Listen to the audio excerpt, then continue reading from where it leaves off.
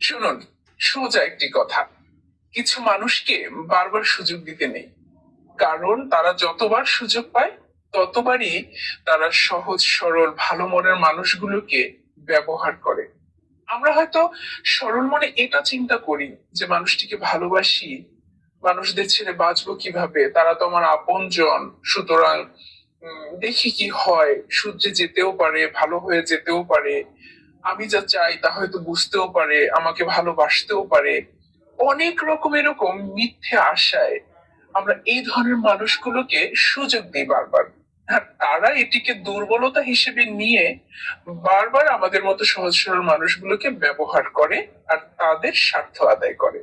সুতরাং সাবধান, যেসব মানুষ এরকম আপনাকে ব্যবহার করছে তাদেরকে বারবার সুযোগ দিবেন না, কারণ মনে রাখবেন, স্বভাব কিন্তু সহজে বদলায় না।